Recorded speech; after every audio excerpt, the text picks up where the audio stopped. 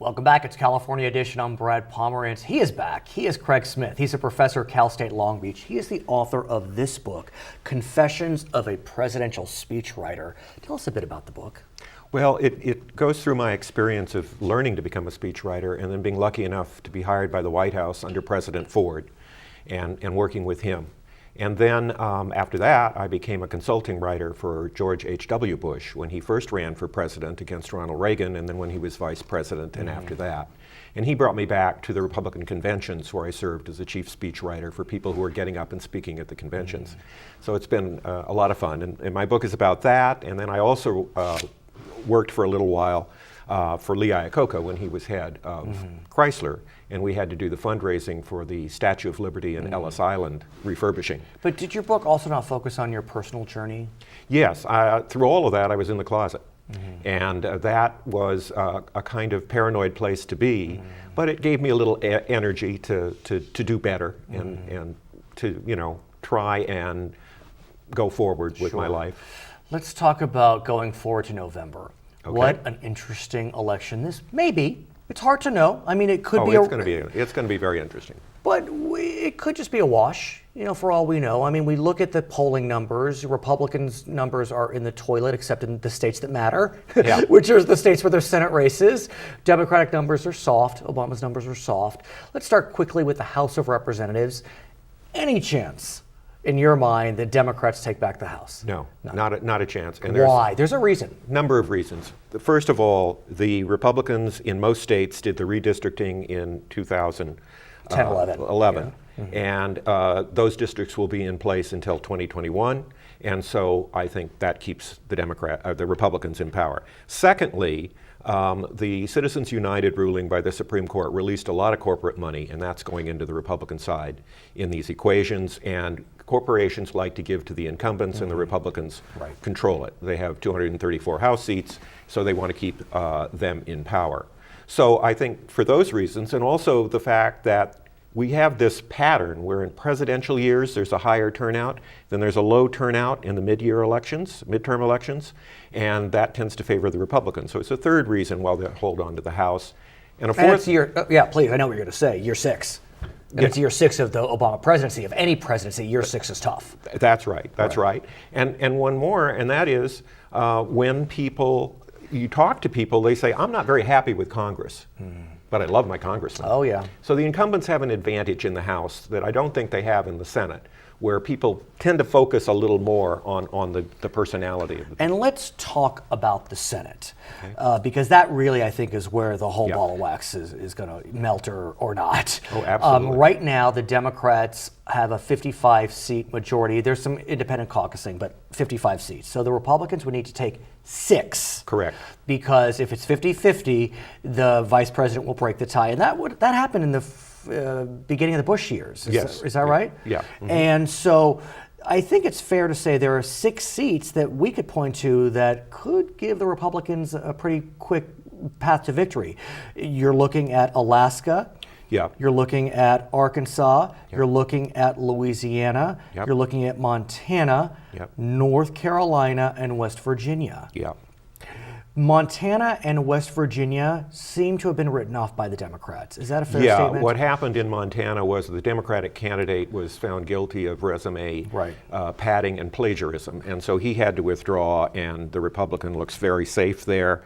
Shelley Capito, the Republican woman running in West Virginia, is a very strong candidate, and the poll data is just not closing down. She seems to have that state won. I think back to 1988, when Michael Dukakis ran for president. I think he won 6 states. One of them was West Virginia.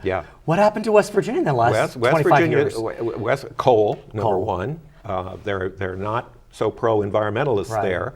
And those people have an independent strain. Remember, West Virginia was formed by counties that seceded from Virginia during the Civil War. So it's a very naturally Republican area going back to the Civil War. Right, but if you think about it now, Republicans getting more blue, Virginia's getting more blue, and West Virginia's getting more red. And it used to be the flip. Let's talk about Alaska. That is a state where it elected a Democrat. Query whether it would have. The Republican had been under a cloud of scandal at the time. You think the Democrat Mark Bekich can keep a seat? I don't. I think Dan Sullivan, who's running there as the Republican, is a very good speaker. He's a very likable guy. It's a naturally Republican state. It is. And so I think they picked that seat up. 3 seats that I think are a lot closer to call. Yeah. They are Arkansas, yes. They are North Carolina, they are Louisiana. 2 of those states held by Democratic women. That would be Louisiana and North Carolina. Does the female factor help them at all? Does it give them a point or 2, which could be the difference? It tends to be something of a wash. Mary Landrieu is the candidate in Louisiana. She's the incumbent. She has a good, recognizable last name. Well known. Well known, but she's in some trouble because Louisiana has been moving toward red status. Bobby Jindal is the Republican governor, and he can help the candidates, Bill Cassidy for the Republicans. In North Carolina, Kay Hagan is a good debater. Sure. She's a good speaker. She's been a fairly well-known senator, but again, she's in a red state. Although reddish. I Reddish. mean, between the 2, would you say if only one wins, Kay Hagan likely the one that wins? Yeah. What about Arkansas? That's another interesting one. Pryor is a well-known name. Yeah, I mean, he's related to the Pryor family, which is old line Democrat. But this Arkansas is a very red state, and the latest poll now shows Tom Cotton up by 1 or 2 points, so they're inside the margin of error. Let's talk about a few other states other than those 6 where you never know where it could go. Yep. Iowa, for example, the Republican nominee is a woman, very conservative. It seems like it's slipping from her grasp. Is that fair? I don't think it was in her grasp. I think you think it never really was. But the latest poll I saw shows it going back close again. Right. So it's hard to really know. Colorado. I was recently there. I had the honor of interviewing both Mark Udall, the incumbent senator, and Cory Gardner. One poll had Udall up 2, another poll had Udall up 6. It seems like Udall has got a, kind of an edge that's between 2 and 5. Well, I mean, look at Colorado. I mean, it's a very interesting libertarian state. Right. It legalized marijuana. Right. So it's going to depend on turnout. It's going to depend on who raises the most money. Everybody's going to be focusing on that race. So do you give Udall the edge? Slight, very slight edge. Let's go to Kentucky. I know the Democrats would love to take out the Senate Minority Leader, Mitch McConnell. Allison Lundergan Grimes, I think I said her name correctly. Polls go back and forth, but it seems like McConnell's got an edge. Would you agree with that? In the end, he's going to win. He's going to have the money. He's going to have the turnout. He's got the better machine. The person they were really afraid of was Ashley Judd. Were they truly afraid, though? They were, because she's a movie star. Right. She's well connected. She's well liked, but she decided not to make the race. I must ask you about Georgia. Again, the presumption would be that Georgia is getting redder and redder, but we have Michelle Nunn running, the daughter of Sam Nunn. Right. God, I keep looking at polls, and it seems like just as you think the Republicans pulling away, she closes it again. Yeah, she's running against Sonny Perdue, who's very popular in the state of Georgia, and I think he's going to pull it out. But it isn't one that's set yet. But it could be. There could be a little upset there. Yeah, there could be. Kansas.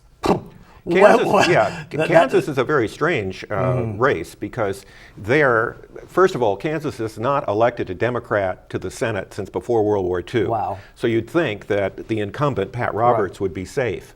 But he stumbled in the campaign, and then the Democratic nominee decided to pull out and endorse the independent. That makes it a lot closer. However, the Democrat was not allowed to remove his name from the ballot because he did it too late. And this independent, if he wins, will caucus with the Democrats. That's correct. I think this race is one we need to look at. I mean, Pat Roberts hasn't lived in Kansas legitimately for how many decades? Right. I mean, he's got some issues. Yeah, and look what happened to Eric Cantor when he didn't live in the district. Jeez. His name is Craig Smith. He is the author of Confessions of a Presidential Speechwriter, also professor at Cal State Long Beach. My name is Brad Pomerance. It's California Edition.